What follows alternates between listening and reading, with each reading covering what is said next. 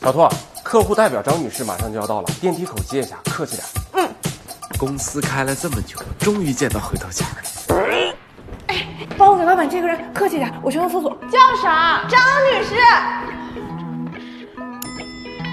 你好，请问是张女士吗？啊，对，我姓张。啊，跟我来吧。这 HR 怪有礼貌的。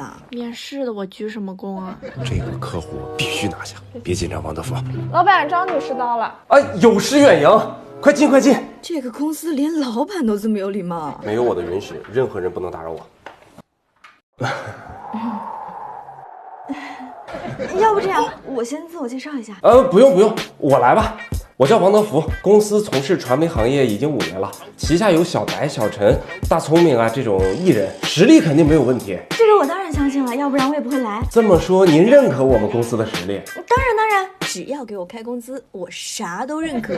谈客户没想象中那么难吗？那行，你有什么要求尽管提，我尽量满足。我不用，我做个自我介绍吗？不用，您尽管提要求就行。到底是谁在说工资跑涨？那就是这个钱的方面。我一猜就是，我得守住底线，2000万1分都不能少。你也知道，我们公司在业内那是数1数2的，2000这个价格确实是我们的诚意了。2000？我说怎么让我尽管提要求呢？给这么点钱？你别生气，再谈。咖啡有吗？有，新买的。出去。您真不能进，我是客户。哎，我们老板真生气呢，您真不能进。说的没错吧？没有他的允许，谁都不能进。您要是爱喝咖啡的话，我这有上好的咖啡豆，给您拿点。不用了，平时不喝，我只是因为男朋友睡觉打呼噜，没睡好犯困。那正好，我也总是打呼噜，我这新买的瑞希曼呼吸机送您吧。这管啥的？爱打呼噜的人都是呼吸不太顺畅，睡觉前戴上，手机这么一开就能安静1整晚，旅行出差都能带着用。我也是用过，觉得还不错。本来打算送给我爸的，现在送您了。态度倒是还不错，那这个我就收下了啊。刚刚我确实态度也不太好，但这个钱确实不在我预期里。降点就降点吧，啥也没开张，1800万。那我痛快点，一口价1800。1800，